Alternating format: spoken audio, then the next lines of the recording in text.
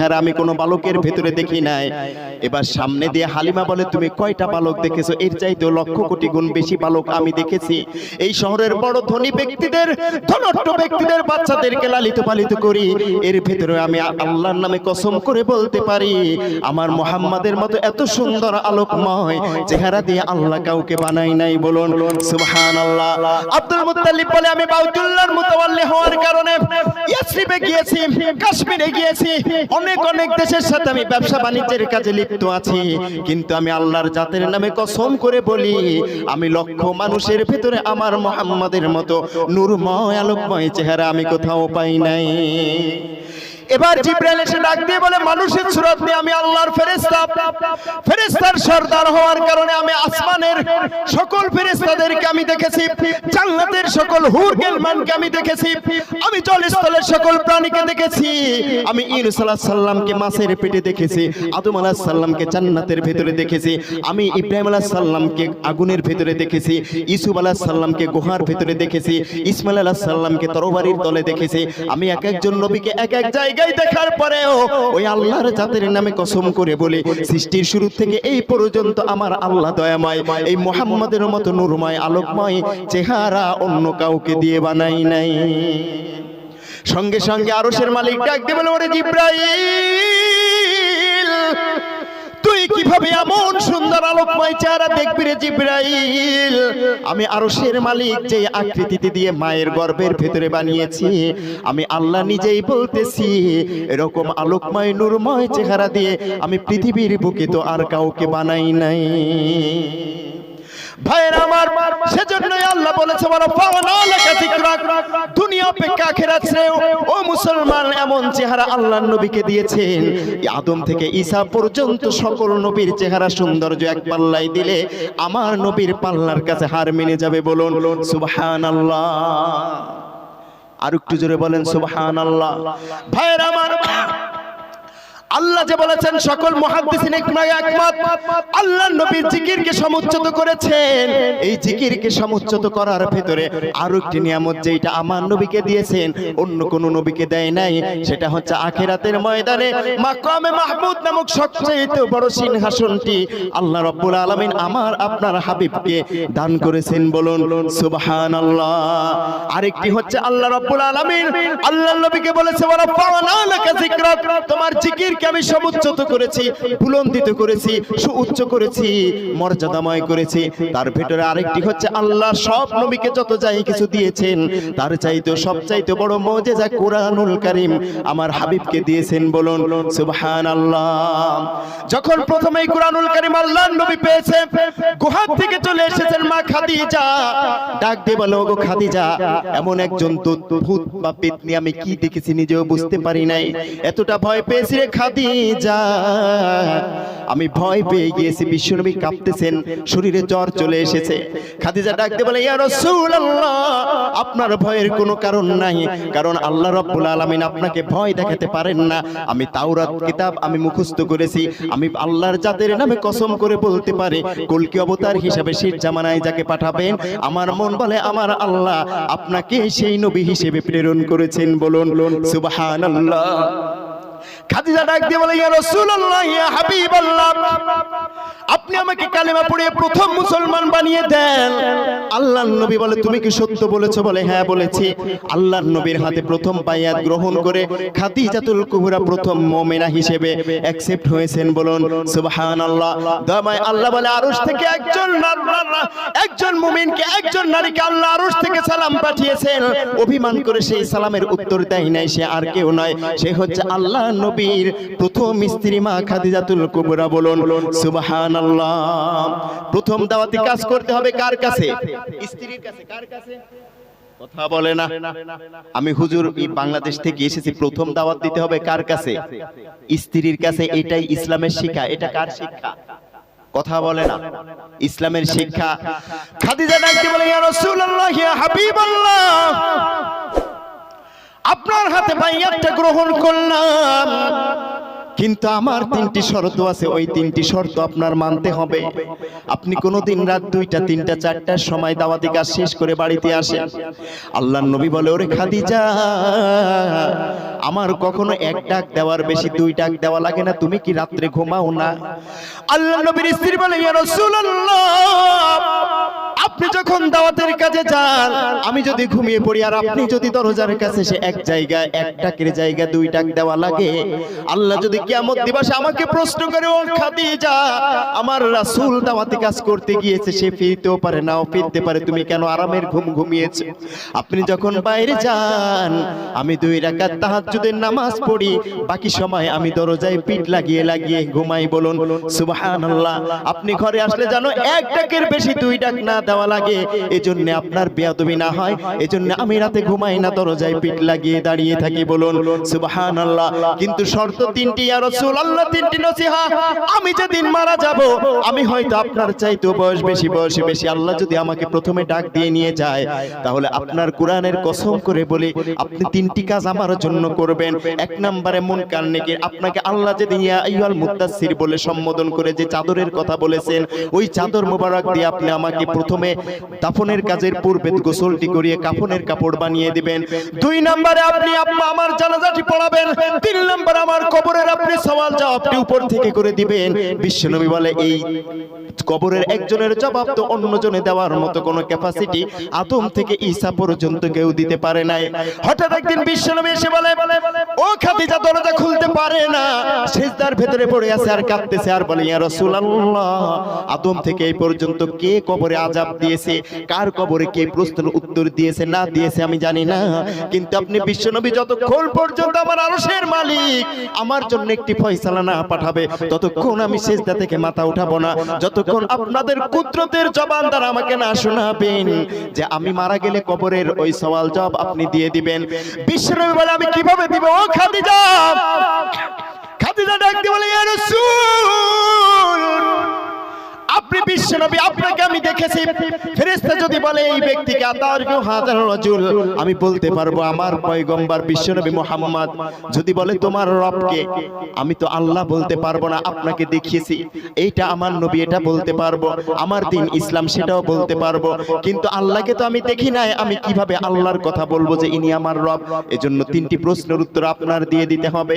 আল্লাহ ডাক দিয়ে বলে, ও জিবরাইল, আমার খাদিজার দোয়া কবুল হয়েছে, তুমি খাদিজার কাছে চলে যাও আর আমার হাবিবকে গিয়ে জানিয়ে দাও, খাদিজার কবরের 3টি প্রশ্নের সওয়াল জবাব খাদিজার দেওয়া লাগবে না, ওইটা বিশ্ব নবী উপর থেকে দিয়ে দিবে। বলুন সুবহানাল্লাহ। এজন্য বিশ্ব নবী শিখেছে প্রথম দাওয়াত দিতে হবে কার কাছে? স্ত্রীর কাছে। কার কাছে?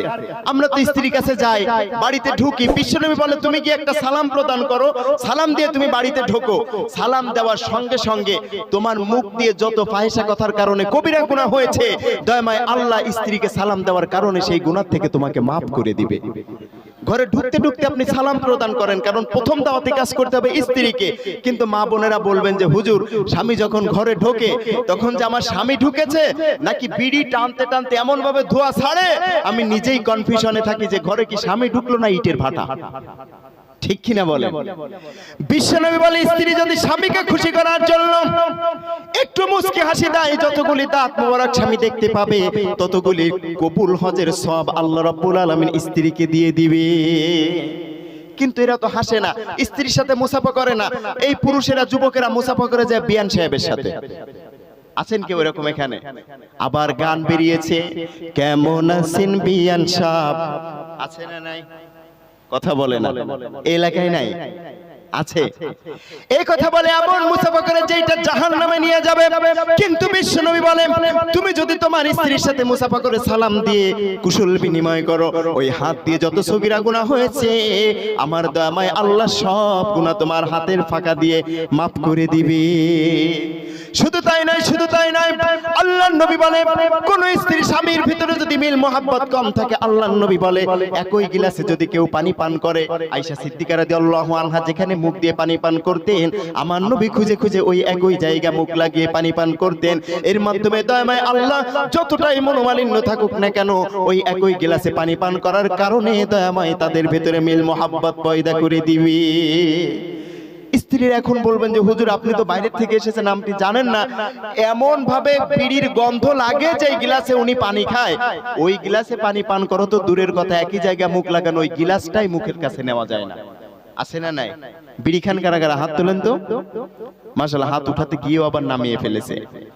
ভাইয়েরা আমার, আল্লাহর নবী বলে ঘুমন্ত স্বামীকে যদি সুন্নাতের লক্ষ্যে কোন স্ত্রী তার কপালের উপর চুম্বন করে, আমার আল্লাহর নবী বলে মুখ দিয়ে যত ফাহিশা কথার কারণে গুনাহ হয়েছে, আমার হাবিব বলেন ওই স্ত্রীর মুখের সব গুনাহগুলি আল্লাহ মাফ করে দেয়। কিন্তু আমাদের স্ত্রীরা, মা বোনেরা কি করে? স্বামী যখন সুন্দরভাবে ঘুমিয়ে যায়, এই সুন্নাত পালন তো দূরের কথা, বিপরীতে খুঁজতে শুরু করে দেয় ঘুমালেই প্যান্টের পকেট আর মানি ব্যাগ। ঠিক কিনা বলে? এটা খুঁজতে থাকে। যাদের টাকা হারাইছে তারাই বুঝতেছেন একমাত্র। কিন্তু এখানে হাত তোলার দরকার নেই, কারণ দেখা যাচ্ছে ক্যামেরা রয়েছে, আপনি সামনে পড়লে আপনার ভাত বন্ধ হয়ে যেতে পারে। ঠিক কিনা বলে? আল্লাহর নবী বলেন চারটি কাজ যদি ওই স্ত্রী করে, কিয়ামত দিবসে ওই স্ত্রীর উসিলায় স্বামী জান্নাতি হয়ে যাবে। কিন্তু আমাদের স্ত্রীরা, বিশ্বনবী বলে, যদি কথা বন্ধ করে 3 দিনের বেশি ওভার করে, এরপর আল্লাহ রাব্বুল আলামিন ওই স্বামী ওই স্ত্রীর ইবাদত এক হাত উপরেও আর ওঠে না। বলেছেন মুহাম্মদ সাল্লাল্লাহু আলাইহি ওয়াসাল্লাম। কথা বন্ধ করে, একটু যদি শ্বশুর বাড়ি, মেয়ের বাবার বাড়ির অবস্থা ভালো হয়, স্বামীকে অ্যাভয়েড করতে থাকে, 3 দিন পর্যন্ত কথা বলে না এক স্ত্রী তার স্বামীর সাথে রাগ করে। আগেও কথা বলে ডিমান্ড নষ্ট করবে না। হঠাৎ শীতের দিনে স্বামী কি করেছে, কুটার খেড়ের আগুন নিয়ে শরীরে তাপ নিচ্ছে, এমন তো অবস্থায় ওই আগুন লেগে গেছে লুঙ্গিতে। কোথায়? লুঙ্গিতে। ওই আগুন লাগতে লাগতে এবার উরু পার হয়ে আটু উপর হয়ে উপর দিকে আসতেছে। এখন স্ত্রী দূর থেকে দেখছে যে হায় হায়, আগুন লেগে তো একেবারে জাগা মতোই আসতেছে, কিন্তু স্বামী বুঝতে পারে না। এখন আগেও কথা বলা যাবে না, কারণ আগে কথা বললে ডিমান্ড নষ্ট হবে। এখন তাকাইতে তাকাইতে দেখছে হায় হায়, আগুন আসতে আসতে এমন জায়গা আসতেছে, আর একটু উপরে উঠলে তো আমার সবকিছুই শেষ। কিন্তু স্বামী টের পায় না, স্ত্রী দেখছে। এমন অবস্থা এখন কি করবে? রাগ আজ আছে, কাল থাকবে না। জানালা থেকে আরেক দিকে মুখ ফিরিয়ে বলে যে আমি কারোর সাথে কথাও বলি না, কারো লঙ্গিতে আগুন লাগলে তাও বলি না। এখন স্বামী তাকিয়ে দেখে, আরে সর্বনাশ, আরেকটু হলে তো সব গেছিল। দৌড়ে গিয়ে স্ত্রীকে জড়িয়ে ধরে বলে যে আজ যতদিন জীবনে হায়াতে বেঁচে আছি, আর কিছু করি আর না করি, তোর সাথে অন্তত কথা বন্ধ করবো না। কথা বন্ধ থাকলে ইবাদত বন্দেগী মাথার এক হাত উপরে উঠবে না। স্ত্রীর একটু ভুয়া প্রশংসা করবেন ওইখানে দাওয়াতি কাজের নিয়তে। আল্লাহর নবী বলে ভুয়া প্রশংসা করাটাও সুন্নাত। ভুয়া প্রশংসা বোঝেন? তরকারিতে লবণ বেশি হয়েছে বা কম হয়েছে, আপনি বলবেন যে এত সুন্দর তরকারি তুমি উপহার দাও, মনে হয় চতুর্থ আসমানে আল্লাহ জান্নাত থেকে ঈসা আলাইহিস সালামের খাবারটা আমার জন্য তুমি তৈরি করে রেখেছো। কিন্তু যদি একটু তরকারিতে লবণটা কম হতো তাহলে আরো ভালো হতো, অথবা একটু বেশি হতো আরো ভালো হতো। নেক্সট টাইম গোস্ত রান্না করতে গেলে গোস্ত কড়াইয়ের উপর দিতে ভুল হলেও লবণ দিতে ভুল হবে না। ওই যে আপনি প্রশংসা করেছেন, কিন্তু আমরা এমন ভাবে ভুলটা শুধরাতে যাই, এমনও হতে পারে ওইটা শুধরাতে গিয়ে আপনার সারা রাত বাইরে থাকা লাগতে পারে। ঠিক কিনা বলে? একভাবে বললে ভালোবাসাটা অটুট থাকে, আরেকভাবে বললে সারা রাত বাইরে থাকার ব্যবস্থা হয়। এজন্য আবার আজকে গিয়েই প্রশংসা শুরু করবেন না, কারণ মা বোনেরা সবাই আমার কথা শুনছে। সারা রাত ওয়াজ শুনে ভদ্রলোক বাড়িতে গিয়ে বলছে, ময়নার মা এত সুন্দর তরকারি তুমি রান্না করো, যা আসলে প্রশংসা করার মতো, যে জান্নাতের খাবার আমার কাছে মনে হচ্ছে। ওয়াজ শুনে শেষ করে রাত 4টার সময় প্রশংসা করা শুরু করেছে। সঙ্গে সঙ্গে স্ত্রী ঘরে গিয়ে কাপড় চোপড় গোটা বস্তা যা আছে সব বাঁধতে রেডি, আমি বাবার বাড়িতে এখনই চলে যাব। বলে এখন তো ট্রেন নাই, তুমি এখন চলে যাবা? তার মানে ওই যে আব্দুল মামুন হুজুর বলে দিল যে ভুয়া প্রশংসা করাও সুন্নাত। তে সুন্নাত আদায় করতে গিয়ে আমার তো সংসারই থাকে না, সংসার থাকে না। এখন স্ত্রী বলছে যে আরে বাবা, 9 বছর তোমার সংসার করি, 2টা ছেলে মেয়ে আমরা জন্ম দিয়েছি, কোনোদিন আমার তরকারি ভালো হয় নাই। আজকে পাশের বাড়ির ভাবির থেকে তরকারি ধার করে এনে রেখেছি তোমার জন্য, আজকে তোমার তরকারি জান্নাতের তরকারি হয়েছে, ভাবি আর তরকারি নিয়ে তুমি থাকো, আমি আমার মতো চলে গেলাম। আছে না নাই? আজকে থেকে শুরু করবেন, আস্তে আস্তে আমরা সামনের দিকে এগোবো বলে ইনশাআল্লাহ। আরো একটু জোরে বলুন ইনশাআল্লাহ। মহিলা নিয়ে আমি আরো কথা বলবো, নারী নিয়ে, মা বোনদেরকে নিয়ে একটু সামনে চলুন। আল্লাহর নবী দাওয়াত প্রথমে কাকে দিয়েছেন? কাকে? ওয়াজ ভুলে গেছে। স্ত্রীকে, খাদিজাতুল কুবরা। কাকে? খাদিজাতুল কুবরাকে। এটা শুনে আমার কোন মা বোন যদি নতুন করে ইসলামকে, বিশ্বনবীকে ভালোবাসতে শুরু করেন, ওই খাদিজার সাথে প্রথম জান্নাতটি দিবেন তিনি কে? আরো জোরে বলুন তিনি কে? ভাইরা আমার, আল্লাহর নবী খাদিজার থেকে দাওয়াত দিয়েছেন। এরপর চলে গেলেন চাচাতো ভাই আলীর কাছে। আলীর কাছে যাওয়ার পরে আলী রাদিয়াল্লাহু আনহু এখনো হয় নাই 8 বছরের আলী চাচাতো ভাই। এবার বলে আল্লাহ আমাকে নবী করে পাঠিয়েছে, তোমার কি মনে হয়? আলী বলে আপনি এত সুন্দর ব্যবহার, এমন সুন্দর চরিত্রে as-সাদিক আল-আমিন, আপনাকে আল্লাহ ভয় দেখাতে পারে না। আমাকে দ্বিতীয়বারের জন্য কালেমা পড়িয়ে মুসলমান করিয়ে দেন। আমি আল্লাহর জাতের নামে কসম করে বলি ওই আল্লাহ আপনাকে নবী হিসেবে প্রেরণ করেছে। চলে গেলেন আবু বকরের কাছে। আবু বকর ডাক দিয়ে বলে আমারও সন্দেহ নাই তুমি আল্লাহর রাসূল, কারণ তোমার চরিত্র আমি জন্মের পর থেকে তোমাকে আমি দেখেছি, জাস্টিফাই করেছি। এমন সুন্দর পবিত্র ফুলের মতো চরিত্র আল্লাহর নবী পয়গম্বর ছাড়া আর কারো হতে পারে না। অতএব আমাকেও কালিমা পড়িয়ে মুসলমান করে দাও। এইভাবে একজন, দুইজন, তিনজন, চারজন করে 39 জন মুসলমান হয়েছে। 40 নম্বরে যিনি হয়েছে ওমর রাদিয়াল্লাহু, বলুন 40 নম্বরে কি হয়েছে? ওমর রাদিয়াল্লাহু আনহু ডাক দিয়ে বলে ও নবী, এই দাওয়াতি কাজ কি সত্য নাকি মিথ্যা? আল্লাহর নবী বলে সত্য। বলে যদি সত্য হয় তাহলে কেন চুরি করে করে দাওয়াত দিতে হবে? আজ থেকে আমি প্রকাশ্যে দিবালকে দাওয়াতি কাজ করব। কাবার চত্বরে গিয়ে নারায়ে তাকবীর আল্লাহু আকবার স্লোগান দিয়ে দাওয়াতি কাজ শুরু করেছে। আবু জাহেল, আবু লাহাব, উতবা, সাইবা, ওয়ালিদ ইবনে মুগিরা চিন্তা করেছে এই মুহাম্মদকে হত্যা করতে হবে, নইলে কোরআনের দাওয়াত দিয়ে দিয়ে তার পক্ষে সব লোক চলে যাবে। আমরা হইলাম মক্কার নেতা, সবাই শুনে আমাদের কথা। আমরা মিথ্যা আইন তৈরি কইরা মিথ্যা মিথ্যা দেই বক্তৃতা, সবাই শুনে মুহাম্মাদের কথা, সবাই আল কোরআনের কথা। সবাই যদি জানতে থাকে মুহাম্মদকে নেতা, অবশ্যই আবু জাহাল আর আবু লাহাব খাবে জুতা। জোরে বলুন ঠিক কিনা? তাহলে কি করতে হবে? এই মুহাম্মাদের সর্বশ্রেষ্ঠ মুজিজা কুরআনুল কারীমকে ফরম্যাট করতে হবে, উঠিয়ে দিতে হবে জমিন থেকে। আল্লাহর কোরআন কি জমিন থেকে কে উঠিয়ে দিতে পারবে? কথা বলে না পারবে? ভাইরা আমার, আবু জাহেল চলে গেল, আবু লাহাব, উতবা, সাইবা সবাই মিলে চলে গেল। মদিনার জমিনে একজন মাত্র তাওরাত, জাবুর, ইনজিল, কোরআন বাদ দিয়ে যত ধর্মগ্রন্থ সবকিছুর হাফেজ ছিল। জাতিতে ইহুদি গোত্রের সবচাইতে বড় নেতা, বড় লিডার, বড় হুজুর, নাম হচ্ছে হাবিব বিন মালিক। নামটা কি? কথা বলে না নাম? হাবিব বিন মালিক। কেউ বলেছেন কাব বিন মালিক, আমরা ব্যবহার করব হাবিব বিন মালিক। আল্লাহর নবীকে হত্যা করার জন্য হাবিব বিন মালিকের কাছে চলে যায়। আল্লাহ বলেছে ইজা যুকিরতু যুকিরিতা মাই, তোমার জিকিরকে আমি সমুচ্চত করেছি, সুউচ্চ করেছি। জগতের কোন মানুষ মিলে আমি আল্লাহ যার সম্মান বাড়িয়ে দেব তাকে কেউ হত্যা করতে পারবে না, তার সম্মানকে ধূলিসাৎ করতে পারবে না। কিন্তু আবু জাহেল কয় আমি মুহাম্মদকে হত্যা করব, এই কোরআনের মুজিজাকে ফরম্যাট করব। এবার চলে গেলেন হাবিব বিন মালিকের কাছে, গিয়ে বলো হাবিব বিন মালিক, মদিনার বুকে, মক্কার বুকে একজন নবীর আবির্ভাব হয়েছে। কারো কোনো কথা মানে না, কাউকে অ্যাকসেপ্ট করে না, কাউকে রেসপেক্ট করে না। অতএব কি করতে হবে? তোমার বহাস করতে হবে, ওই মুহাম্মদকে হত্যা করতে হবে। যদি তুমি বহাস করে প্রশ্নের মাধ্যমে তাকে ঠকিয়ে দিতে পারো, তাহলে তোমাকে 7 বস্তা স্বর্ণের টাকা দিয়ে তোমাকে পুরস্কৃত করা হবে। হাবিব বিন মালিক বলে আমি তাওরাতের হাফেজ, জাবুর, ইনজিল, কোরআন সব কিতাবের হাফেজ, আমি কোরআন ব্যতীত সব কিছুর হাফেজ। আমি 3টি প্রশ্ন করব, 3টি প্রশ্নের উত্তর মুহাম্মদ দিতে পারবে না। যদি দিতে না পারে তাহলে আমার সাথে 12,000 সেনা সদস্য থাকবে। মুহাম্মদকে ওইখানে মানুষের ভিতরে পাবলিক প্লেসে হত্যা করা হবে। তোমার বাপ দাদার ধর্ম যেটা প্রতিষ্ঠিত করতেছো তোমারটাই সমাজে প্রবাহমান হয়ে যাবে। কিন্তু আল্লাহ বলো আমকুরুল্লাহ আল্লাহু খায়রুল মাকিরিন, আমার হাবিবের জিকিরকে আমি সমুচ্চত করেছি, যেই জিকিরকে বুলন্দিত করবে, যেই জিকিরকে ধূলিসাৎ করার শক্তি পৃথিবীর কারো নাই। বলুন সুবহানাল্লাহ। হাবিব বিন মালিক বলেন 14 রবিউল আউয়ালের দিন রাতে আমি মুহাম্মদকে হত্যা করার জন্য আমি মক্কার জমিনে আসব। সাথে থাকবে 12,000 সেনা সদস্য। ও মুসলমান, আবু জাহেলের থাকবে 60,000। মঞ্চে একটি স্বর্ণের চেয়ার, একটি রৌপ্যের চেয়ার, 2টি পাশাপাশি রেখেছেন। এমন অবস্থায় আল্লাহর নবীর কাছে একটি চিরকুট চলে আসে। ওমর রাদিয়াল্লাহু আনহু তেলাওয়াত করছে আর কাঁদতেছে, বলতেছে ইয়া রাসূলুল্লাহ, ইয়া হাবিবাল্লাহ, এতদিন কাফেরদের থেকে আপনাকে বাঁচিয়ে পাহারা দিয়ে দিয়ে আমরা রাখতাম, কিন্তু আজ মনে হয় আপনাকে আর বাঁচিয়ে রাখতে পারবো না। কারণ আজ মনে হয় ওই সেমিনারে, প্যান্ডেলে, ময়দানে যখন মঞ্চে আপনি যাবেন, তার পক্ষে থাকবে 60,000, হাবিব বিন মালিকের পক্ষে থাকবে 12,000, আপনার পক্ষে কেউ থাকবে না, আপনার একার ওই মঞ্চে গিয়ে বসতে হবে। অতএব জনমত যদি তারা ইচ্ছা মতো আইন পাশ করে আপনাকে হত্যা করে ফেলে, অতএব আপনাকে আমরা ওই মঞ্চে যেতে দিতে পারি না। আল্লাহর নবী বলে ওরে ওমর, ভয় পেও না, সাহস হারায়ও না, ইয়াসিমুকা মিনাল্লাহ, আল্লাহ দয়াময় বাতিলের বিরুদ্ধে ময়দানে নামিয়ে অবশ্যই আমাদেরকে একা ছেড়ে দিবেন না, অবশ্যই আল্লাহ আমাদের একটা পথ করে দিবে। বলুন সুবহানাল্লাহ।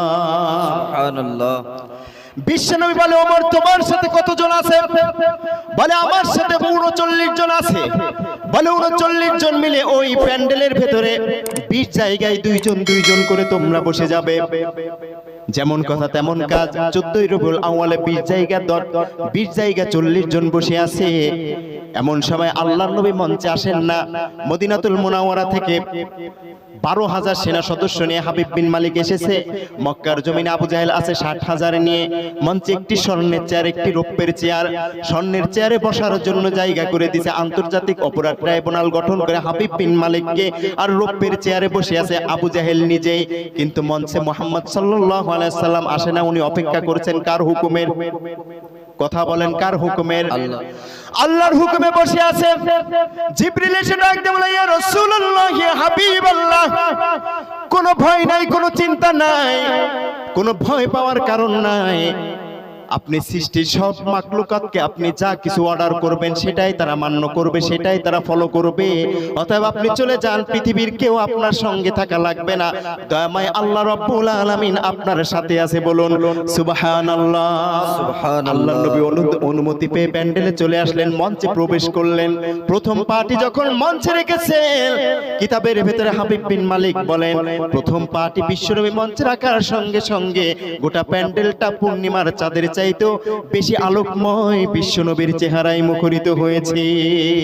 সুবহানাল্লাহ। হাবিব বিন মালিক তাকিয়ে চিন্তা করছে, আহা কি সুন্দর চেহারা, যা আমি পূর্বে কাউকে দেখি নাই। একটু আগে আমি চেহারার বর্ণনাটি দিয়েছি। হাবিব বিন মালিক বুঝতেই পেরেছে তাওরাতে যার নাম এসেছে, ইনজিলে যার নাম এসেছে, জাবুর কিতাবে যার নাম এসেছে, আমি তো দেখতেছি সেই স্বপ্নের সেই বিশ্বনবী দোজাহানের বাদশাই আমার সামনে এসেছে। বলুন সুবহানাল্লাহ। সুবহানাল্লাহ। এরপর হাবিব বিন মালিক বলে, ইয়া রাসূল, আপনি কি বিশ্বনবী মুহাম্মদ? বলে, আমি মুহাম্মদ দাবি করি না, আমি নবী দাবি করি না। আল্লাহ আমাকে নবী বানিয়ে নবুয়তি দিয়েই পাঠিয়েছে। এবার বলে, এই স্বর্ণের চেয়ারে বসার যদি যোগ্যতা একজন মানুষের থাকে, সে আর কেউ নয়, সে হচ্ছে বিশ্বনবী মুহাম্মদ। আপনি জনাবে মুহাম্মদ রাসূলের। বলুন সুবহানাল্লাহ। হাবিব বিন মালিক ওই স্বর্ণের চেয়ারে বিশ্বনবীকে বসিয়ে দিয়েছেন। এবার হাবিব বিন মালিক দাঁড়িয়ে গেছেন। ডান পাশে রৌপ্যের চেয়ারে আবু জাহেল বসা, সে দাঁড়িয়ে বলে যে, হাবিব বিন মালিক আপনি আমার চেয়ারে বসুন। হাবিব বিন মালিককে বসতে দেরি করে নাই। স্বর্ণের চেয়ারে বিশ্বনবী, রৌপ্যের চেয়ারে হাবিব বিন মালিক। এবার দাঁড়িয়ে আছে কে? আবু জাহেল। দাঁড়িয়ে আছে কে? কথা বলেন। আবু জাহেল দাঁড়িয়ে আছে। ও চিন্তা করেছিল যে বিশ্বনবীকে দাঁড় করে রেখে এই 72,000 মানুষের সামনে অপমান করাবে, তারপর হত্যা করবে, এরপর বাপদাদার প্রতিষ্ঠিত ধর্মকে প্রতিষ্ঠিত করবে, বিশ্বনবীকে এই কোরআন নামক মুজিজাকে সমাজ থেকে ফরমাট করে দিবে। কিন্তু আল্লাহ বলো, আমকুরুল্লাহ ওয়াল্লাহু খায়রুল মাকিরিন, আমি আল্লাহ উত্তম কৌশলী, তোকে দাঁড় করিয়ে রেখে আমি মক্কার সকল মানুষদের সামনে অপমান করে দিলাম। বলুন সুবহানাল্লাহ। এবার হাবিব বিন মালিক বলছে, আপনি কি আল্লাহর নবী? বলে, হ্যাঁ, আল্লাহ আমাকে নবুয়তি দিয়ে পাঠিয়েছে। বলে, যদি তাই হয় তাহলে আমি তো বুঝতেই পেরেছি যে সকল ধর্মগ্রন্থে আপনার নাম এসেছে, যেটা আমি হাবিব বিন মালিক ইহুদি ধর্মের বড় পণ্ডিত হওয়ার কারণে আমি বুঝতে পেরেছি। বলুন সুবহানাল্লাহ। তাওরাতে যার নাম লেখা এসেছে, জাবুর কিতাবের ভিতরে যার নাম লেখা এসেছে, ইয়া রাসূল, আমি তো দেখতে পাইতেছি সেই চেহারাটা আপনি আমার পাশে এসে গেছেন। বলুন সুবহানাল্লাহ। তাওরাতের ভিতরে আমার নবীর আগমন বার্তা আছে না নাই? বেদের ভিতরে আছে না নাই? বাইবেলের ভিতরে আছে না নাই? অলুষ্য ইল্লাল মিত্রা বরুর রাজা তশাতু তিনি প্রস্তং বদ্ধ হব এমলঙ্ক আল্লাহর রাসূল মুহাম্মাদান বরশে আল্লাহ ইল্লাল্লাতি ইল্লাল্লাহ উত্তম ব্রহ্ম শতধানে ব্যবস্থা মাধ্যম স্ত্রী উপবাদ্য পূজা ধমাধাম ওম নমো লেচ্চ গুপ্তায় সদ্দান ইতিখ্যাত ষষ্ঠং সহস্র শিষ্য শাখা সমন্বয় তিনি পৈঠস্য মহাদেব মুরস্থল নিবাসে নমো আব্দুল্লাহ ককামে মুহাম্মদ আল্লাহ ইল্লাল্লাতি ইল্লাল্লাহ মুহাম্মাদুর রাসূলুল্লাহ। বলুন সুবহানাল্লাহ। বেদ 4 প্রকার, ঋগ্বেদ, যজুর্বেদ, সামবেদ, অথর্ববেদ। অথর্ববেদের 7 নম্বর অধ্যায়ের 65 নং শ্লোকের ভেতরে আমার নবীর সরাসরি নাম বর্ণনা করা হয়েছে, বলুন সুবহানাল্লাহ। শুধু এখানে নয়, ওল্ড টেস্টামেন্ট, নিউ টেস্টামেন্ট, খ্রিস্টানদের ধর্মগ্রন্থে নিউ টেস্টামেন্টে আপনারা সেখানে লক্ষ্য করলে পাবেন, যেটা ইংলিশ ভাষায় অনুবাদ করা হয়েছে, and he gave you from all you asked of him, and if you should count the favor of Allah, you should not enumerate then, and mankind is most unjust and ungrateful. He it is who hath sent his messenger with the guidance and the religion of truth, that he might cause it to prevail over all religion, and Allah sufficeth as a witness, বলুন সুবহানাল্লাহ। আবার ফরাসি ধর্মের ভেতরে পাবেন হিকম আমিত তাকিম উইকুল মুহাম্মদ জাহদুদ ওয়া জাহাবাই বাইনা Jerusalem. সব ধর্মে আমার নবীর আগমন বার্তা এসেছে। হাবিব বিন মালিক এটা জানে কি জানে না? কথা বলেন, জানে কি জানে না? তার বুঝতে বাকি নাই যে এই শেষ নবী কলকি অবতার, এর উপর যদি ঈমান না নিয়ে আল্লাহর স্বর্গে, আল্লাহর জান্নাতে আমরা কেউ যেতে পারবো না। আল্লাহর নবীকে বলে তাহলে আপনি মুজিজা দেখাবেন। 3টি প্রশ্ন হবে, প্রশ্নের উত্তর যদি দিতে পারেন, আমি নয় আমার 12,000 সেনা সদস্য নিয়ে আমি কালেমা পড়ে ইসলাম গ্রহণ করব। আল্লাহর নবীকে 3টি প্রশ্নের উত্তর দিতে পারবে কি পারবে না? কথা বলেন, পারবে কি পারবে না? বিশ্ব নবী বলেন অবশ্যই পারবো, আল্লাহ যদি আমাকে তৌফিক দেয়। এবার বলে প্রথমে মুজিজা দেখাতে হবে। আল্লাহর নবী বলে হ্যাঁ, তাও দেখানো যাবে।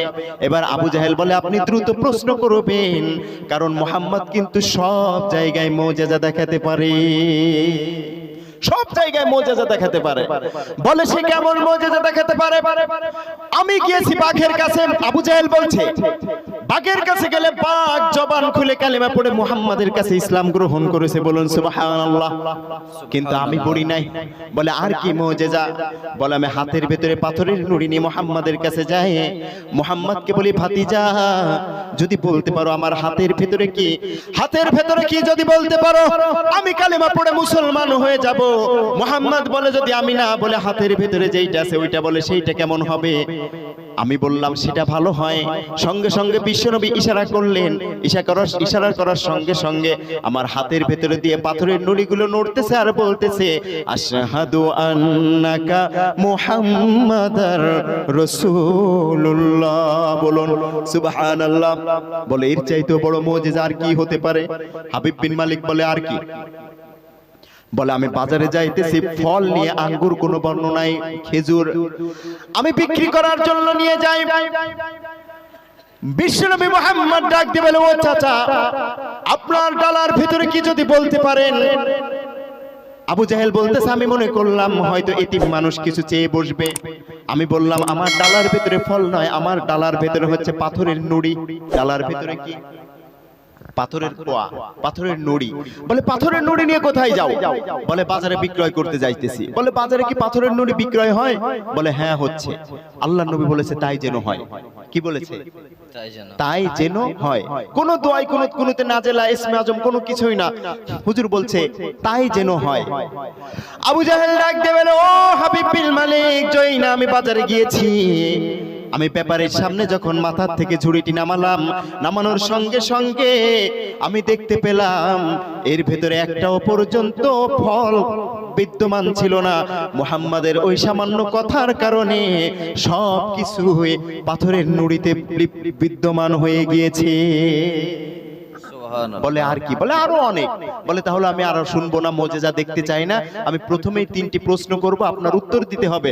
প্রথম নাম্বার প্রশ্ন, শুনবেন না ভাগবেন। অটোমেটিক এত রাত্রে বক্তা উঠালে কি লোক থাকে? আপনার নুরি ভাই তো অনেকক্ষণ আলোচনা করেছে, প্রায় 2.5 ঘন্টা বা 2 ঘন্টা এরকম। এত রাত্রে অন্য কখনো যদি মুর্শিদাবাদ আসে একটু সকাল সকাল উঠানোর চেষ্টা করবেন, বলে ইনশাআল্লাহ। কষ্ট হচ্ছে না তো? ভাইরা আমার, প্রশ্ন হবে কয়টি? কথা বলে না কয়টি? আমি বলতেছিলাম আল্লাহ যে বলেছে ওয়ারাফানা লাকা যিকরাক, আমি তোমার জিকিরকে সমুচ্চত করে উচ্চ করেছি এবং এমন নিয়ামত দিয়েছি দুনিয়া অপেক্ষা আখিরাত শ্রেয়। আল্লাহর নবীকে আখিরাতে যেইটা দিবেন মাকামে মাহমুদ মনে আছে? কথা বলেন, মাকামে মাহমুদ কি এটা তো আমরা জানি না। ইউহশারুন নাস ইয়াওমাল কিয়ামাতি হুফাতান গুরাতান মুশাতান গুরুলা, কিয়ামত দিবসে যেদিন সবাই উঠে যাবে খালি পায়ে খালি গায়ে উলঙ্গবিহীন। মুসলমানি বিহীন খতনা না করা অবস্থায় আল্লাহর দরবারে চলে যাবে। ভাই ভাইকে চিনবে না, মা সন্তানকে চিনবে না, বাবা সন্তানকে চিনবে না। ওই কঠিন দিনে আদম থেকে ঈসা পর্যন্ত কাউকে কাউসার পিলানোর অনুমতি দেওয়া হবে না। সেটি যাকে দেওয়া হবে সেও হচ্ছে আমার আপনার নবী মুহাম্মদ। বলুন সুবহানাল্লাহ। এমন একটা অবস্থায় সবাই শুধু ইয়া নফসি করবে। আমার আল্লাহর নবী কাউসার থেকে পানি উঠিয়ে প্রথমে আবু বকর দিবে ওমরের হাতে, ওমর দিবে মুহাম্মাদের হাতে। আল্লাহর নবী এক হাত দিয়ে পানি আর এক হাত উম্মত মুহাম্মাদের মুখের উপর দিয়ে নিজ হাত দিয়ে কাউসারের পানি পান করিয়ে দিবে। ইশরাব লা তাজমাম বাদাহা আবাদা। যেই না ওই পানি পান করবে, জান্নাতে ঢোকার পূর্ব মুহূর্ত পর্যন্ত ওই বান্দার আর কখনো পিপাসিত হবে না। বলুন সুবহানাল্লাহ। আহলা মিনাল আসাল, মধুর চাইতেও মিষ্টি। আবিয়াদু মিনাল লাবান, দুধের চাইতেও সাদা। আবরাদু মিনাশ সালজ, বরফের চাইতেও ঠান্ডা। একবার যার কণ্ঠনালী দিয়ে প্রবেশ করবে, ওই ব্যক্তি জান্নাতে প্রবেশের পূর্বে আর কোনো দিন পিপাসিত হবে না। আরেকবার বলুন সুবহানাল্লাহ। সবাই ইয়া নফসি করতে থাকবে। কেউ কাউকে চিনবে না, কেউ কথা বলার অনুমতি পাবে না। এমন সময় আল্লাহ রাব্বুল আলামিনের কাছে কেউ ফরিয়াদ করতে পারবে না। সবাই শুধু পড়তে থাকবে ইয়া নফসি। এমন সময় আল্লাহর নবী কেউ কোনো না কোনো ভাবে সবাই চলে যাবে আদমের কাছে। আদমের কাছে চলে যাবে, ফায়াতুনা আদম ফায়াকুলুনা ইশফালনা ইলা রাব্বিক। ও আদম সফিউল্লাহ, আপনি তো প্রথম মানুষ, আল্লাহর কাছে একটু সুপারিশ করেন, মধ্যস্থতা করেন। আদম বলবে আমি পারবো না। ফায়াতুনা আদম ফায়াকুলু লাস্তুলহা, এই কাজ আমার জন্য নয়। ওয়ালাকিন আলাইকুম ইব্রাহিম, তোমরা চলে যাও ইব্রাহিমের কাছে। ইব্রাহিম আলাইহিস সালামের কাছে সবাই চলে যাবে। ইব্রাহিম আলাইহিস সালাম বলবে আমি এটা পারবো না। ওয়ালাকিন আলাইকুম বিঈসা, তোমরা চলে যাও মুসার কাছে। মুসার কাছে চলে যাবে। মুসা আলাইহিস সালাম বলে আমি পারবো না। এরপর তোমরা চলে যাও ওয়ালাকিন আলাইকুম বিঈসা, ঈসার কাছে চলে যাবে। ঈসা আলাইহিস সালাম বলবে আমি পারবো না। ঈসা আলাইহিস সালাম না পারার পরে বলবে তোমরা চলে যাও মুহাম্মাদের কাছে। আমার আল্লাহর নবী মুহাম্মদ যেখানে বসে প্রথম সিজদা করবেন আর কোথাও না, সেটা হচ্ছে আল্লাহর সবচাইতে সম্মানজনক স্থান, ওই মাকামে মাহমুদের সিংহাসন। বলুন সুবহানাল্লাহ। আল্লাহর নবী সিজদায় পড়ে যাবে। আল্লাহর নবীকে প্রশংসা বাক্য শিখিয়ে দিবে আল্লাহ। ওই বাক্য যখন সিজদার ভিতরে পড়বে, আল্লাহ এসে বলবে ও নবী দ্রুত মাথা উঠান। ইরফা রাসাক ওয়াকুল ইসমালাকা, আপনি বলুন। ওয়াশফাতু শাফা, আপনাকে বলার অনুমতি দেওয়া হলো। ওয়াসাল তুতা, যেটা চাইবেন সেইটা দেওয়া হলো, মধ্যস্থতা করার অনুমতি দেওয়া হলো। আল্লাহর নবী মাথা তুলে বলবেন ও মালিক, তুমি যে সূরা দুহার ভিতরে বলেছিলে আখিরাতে তুমি দুনিয়া অপেক্ষা আমার জন্য বেশি দিবে, অতএব আজকে তুমি আমাকে সেই যত চাইবো তত দিবে। তুমি আমার একটা উম্মত বাইরে থাকতেও আমি কিন্তু আপনার উপর রাজি হব না, সন্তুষ্ট হব না। বলুন সুবহানাল্লাহ। আল্লাহ বলবে ফায়াকুলু ইনতালিক, যাও তুমি তোমার উম্মতদেরকে নিয়ে তুমি জান্নাতে চলে যাও। ফাখরিজ মিনহা মান কানা ফি কলবি আদনা মিন ফাখরিজ মিনহু মান কানা ফি কলবি মিসকালা শাইরাতিন মিন ঈমান, শারিয়া দানা পরিমাণ ঈমান যাদের অন্তরে তোমার মহব্বত আছে তাদেরকে তুমি নিয়ে জান্নাতে চলে যাও। সুবহানাল্লাহ বলে। আল্লাহ নবী সেখান থেকে সুপারিশ করে একদলকে জান্নাতি করবেন। কিন্তু যাদের অন্তরে শারিয়া সরিষা দানা চাইতো ঈমান কম, মহব্বত কম, তাদেরকে আনতে পারবেন না। ফেরেশতারা পর্দা ফেলে দিবেন। এরপর আল্লাহ নবী আবার এসে ওইখানে সিজদা দিবেন।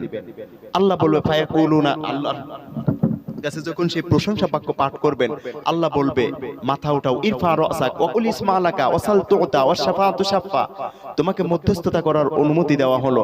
আবার বলে আমার উম্মতি, আল্লাহ বলবে ফাখরিজ মিনহা মান কানা ফি কলবি মিসকালা যাররাতিন আও খারদালাতিন মিন ঈমান, সরিষা দানাকে 70 ভাগ করলেও অণু পরিমাণ ঈমান যার অন্তরে আছে, তোমার মহব্বত থাকার ওসিলায় তুমি তাকেও ওর থেকে সুপারিশ করে বের করে নিয়ে আসো। সুবহানাল্লাহ বলেন। আল্লাহ নবী নিয়ে আসবে। আবার যাদের অন্তরে অতটুকু ঈমানও নাই তাদের ভিতরে আবার পর্দা ফেলে দিবে। এরপর আল্লাহ নবী আবার এসে সিজদায় পড়বে। আল্লাহ বলবে কি চাও? বলবে আমার উম্মতি। সুবহানাল্লাহ বলেন। এই চাওয়ার সুযোগটা যদি আপনাকে আমাকে দেওয়া হতো, আমরা কি চাইতাম? যে আমার লম্বা একটা লিস্ট আছে, আমার বউ আছে, বাবা আছে, মা আছে, ছেলে মেয়ে আছে, আল্লাহ তুমি তাদেরকে মাফ করে দাও। কিন্তু আল্লাহ নবী একবার নিজের জন্য কিছু চান নাই, ফ্যামিলির জন্য কিছু চান নাই, পরিবারের জন্য চান নাই। আল্লাহ নবী 3 বারেই বলেছেন উম্মতি উম্মতি উম্মতি। সুবহানাল্লাহ বলেন। এরপর আল্লাহ আবার বলবেন ফায়াকুলুন তলেক, তুমি যাও, ফাকরিজ মিনহা মান কানা ফি কলবি আদনা আদনা আদনা মিসকালা যাররাতিন আও খারদালাতিন মিন ঈমান, মিসকালা যাররাতিন আও শাইরাতিন মিন ঈমান, মিসকালা হাববাতিন আও খারদালাতিন মিন ঈমান ফাকরিজহু মিনান নার। যাদের অন্তরে আদনা মানে কি, ব্যাখ্যা মুফাসসিরিন ইকরাম জানরা বলেছেন পাপের কাজের মোহাব্বত, তার মানে পাপের কাজকে মোহাব্বত করতো এটা নয়, পাপের কাজ করেছে, এরপরে আল্লাহর নবীর ভালোবাসায় অনুশোচনা জেগেছে যে আহা এটা তো খারাপ, এটা তো গুনার কাজ, এটা তো আল্লাহ বিদ্বেষী রাসূল বিদ্বেষী কাজ। এতটুকু মোহাব্বত বিশ্বনবীর প্রতি আছে কিন্তু গুনার কাজকে ঘৃণা করেছে, এতটুকু মোহাব্বত যার অন্তরে আছে জাহান্নামে চলে গেছে, ঈমান পাকাপুস্ত হয় নাই, তুমি জাহান্নামে গিয়ে তাদেরকেও তুমি বের করে নিয়ে আসো। আল্লাহর নবী চলে যাবেন, যাওয়ার পরে এখানে বিশ্বনবীর উম্মত হওয়ার কারণে তাদের মুখমণ্ডলে আগুন লাগবে না, হাতে আগুন লাগবে না। মালিক ফেরেশতা লাঠি চার্জ করবে যে আগুন তুই তাকে অ্যাকসেপ্ট করো না কেন, তার গায়ে ধরো না কেন। এমন অবস্থায় আগুন বলবে, আল্লাহ ডাক দিয়ে বলবে যেই পা দিয়ে হেঁটে হেঁটে মসজিদের দিকে গিয়েছে আমি আল্লাহকে না দেখে, ওই পায়ে জাহান্নামের বেড়ি পড়বে না। যেই হাত দিয়ে ওযু করেছে ওই হাতে জাহান্নামের শিকল উঠবে না। যেই মুখে ওযুর পানি দিয়ে ধৌত করেছে ওই মুখ জাহান্নামের আগুন স্পর্শ করবে না। এরপর আল্লাহ লাইসা লাকা সুলতানুন আলা মান ক্বালা লা ইলাহা ইল্লাল্লাহ এই দোয়া শিখিয়ে দিবে। ঘুমের দোয়া শিখানো মাত্র ঘুমিয়ে পড়বে, আল্লাহর নবী ঘুম থেকে উঠিয়ে নিয়ে আসবে, যতটুকু আযাবে লিপ্ত হবে ওটা ঘুমের ভিতরে নিরাময় হয়ে যাবে। সুবহানাল্লাহ। এরপর আল্লাহ নবী ওইখান থেকে নিয়ে সুপারিশ করে আবার জাহান্নাম থেকে বেরিয়ে জান্নাতে নিয়ে চলে আসবে। এই যে মাকামে মাহমুদ নামক সিংহাসন, এই যে সম্মানজনক স্থান মর্যাদা, এটা আমার আপনার নবী মুহাম্মদ সাল্লাল্লাহু আলাইহি সাল্লামকে ছাড়া আর কাউকে কোন নবীকে আল্লাহ দিবেন না। এজন্য আল্লাহ রাব্বুল আলামিন তাই বলে, ও নবী দুনিয়া অপেক্ষা আখিরাত তোমার জন্য শ্রেয়। দুনিয়াতে যা কিছু দিয়েছি সামান্য একটু কষ্ট ভোগ করে আসতেছো, দুনিয়াতেই যা দিয়েছেন তা তো অন্য কোন নবী রাসূলকে দেয় নাই, কিন্তু আখিরাত তার চাইতেও শ্রেয়। আখিরাতে কত দিয়েছেন কত দিয়েছেন। এরপর আল্লাহর নবীকে দিয়ে দিয়েবে জান্নাত, ওয়াসিলা ওয়াল ফাদিলা ওয়া বাসু মাকামাম মাহমুদা। জান্নাতে ঢোকার পূর্বে ফেরেশতা বলবে যে আপনি কে, বলে আমি মুহাম্মদ। লিয়াউল হাব নামক পতাকা নিয়ে যখন জান্নাতে ঢুকবে, ঢোকার সঙ্গে সঙ্গে ফেরেশতা বলবে আপনি আর আপনার উম্মতের জন্য বসে আছি, আপনারা প্রবেশ করুন। আপনারা প্রবেশ না করা পর্যন্ত অন্য কোন উম্মত তো দূরের কথা, আপনার উম্মতের পূর্বে অন্য কোন নবীও জান্নাতে প্রবেশ করবে না। বলুন সুবহানাল্লাহ। ভাইরা আমার, আল্লাহ তো তাই বলতেছেন, ওয়া রাফা'না লাকা যিকরাক, ও নবী আপনার জিকিরকে আমি সমুচ্চত করেছি, বুলন্দিত করেছি। এজন্য আল্লাহ রাব্বুল আলামিন দুইটি জায়গায় কোরআনে যেখানেই বলেছেন পিতামাতার খেদমত সেখানেই তার গোলামের কথা, এবং যেখানে বলেছেন নিজের ইত্তেবার কথা সেখানে বলেছে আল্লাহর রাসূলের ইত্তেবার কথা। আতিউল্লাহ ওয়া আতিউর রাসূল, শুধু আমি আল্লাহর ইত্তেবা করলে হবে না যুবক মুরব্বি বাবাজিরা মা বোনেরা, আল্লাহর নবীর ইত্তেবা পাশাপাশি না করলে ওই জান্নাতে আমরা কেউ প্রবেশ করতে পারবো? ইত্তেবা না করলে কেউ প্রবেশ করতে পারবো না, মুমিন হতে পারবে না। আরবের বড় বড় কবি যারা ছিলেন প্রত্যেকেই আল্লাহর নবীকে বিশ্বাস করে নাই, কিন্তু আল্লাহকে বিশ্বাস করেছে। আল্লাহ বলে ওমা হুম বিমুমিনিন, তারাও মুমিন নয়। এমনকি সাহাবীরা একটা সুন্নাত পর্যন্ত যদি কাজা হয়ে যেত তাহলেই ক্লান্ত হয়ে যেত, আল্লাহর নবীর কাছে দুঃখ প্রকাশ করত, ভয়ে প্রকম্পিত হতো, ইয়া রাসূলুল্লাহ আমরা কি জান্নাতে যেতে পারবো না? একজন সাহাবী ছিলেন সাদ সালামি, আল্লাহর নবীর কাছে এসে বলে ইয়া রাসূলুল্লাহ আমি সাদ সালামি কালো গোলাম, আল্লাহ আমাকে কালো করে বানিয়েছে, আমাকে দুশ্চরিত্র, আমাকে এমন চেহারা দিয়েছে, এমন আকৃতি দিয়েছে, আমাকে কেউ বিয়ে দিতে মেয়ে দেয় না। এবার সাদ সালামিকে বিশ্বনবী বলছে তুমি কেন জান্নাতে যেতে পারবা না? বলে আপনার কুদরতের জবান তারা শুনেছি, আপনি বলেছেন আন নিকাহু মিন সুন্নতি ফামান রাগিবা আন সুন্নতিহি ফালাইসা মিন্নি। নিকাহ হচ্ছে আমার সুন্নাত, আর আমার সুন্নাত থেকে যে মুখ ফেরালো সে আমার উম্মত নয়, অতএব আমি কি জান্নাতে যেতে পারবো না? আল্লাহর নবী বলে একটা সুন্নাত পর্যন্ত যদি কেউ জীবনেতে অ্যাকসেপ্ট করে সারা জীবন আমল করতে পারে, আমি আল্লাহ রাব্বুল আলামিন নবী বললাম কিয়ামত দিবসে আমি ওই এক সুন্নাহর ওসিলায় সুপারিশ করে তাকে জান্নাত দিয়ে দেব। বলুন সুবহানাল্লাহ। একটু জিকির হবে লা ইলাহা ইল্লাল্লাহ।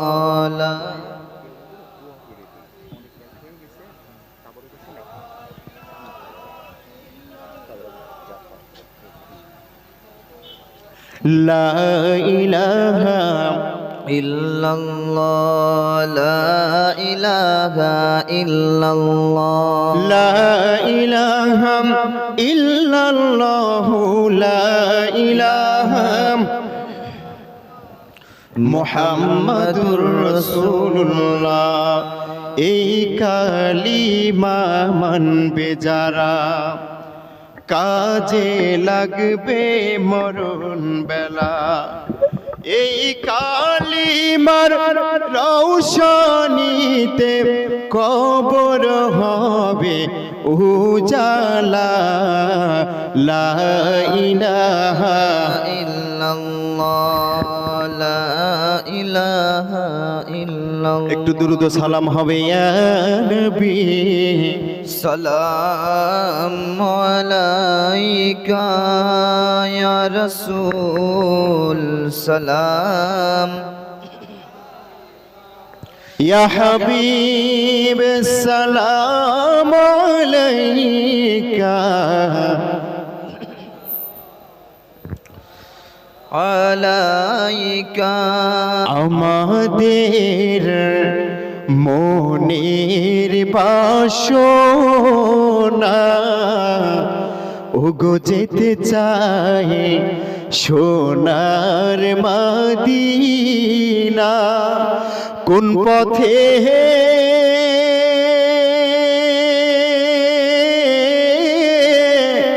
হইব রওয়ানা, ওগো বলে দাও শাহে মদিনা। ইয়া নবী।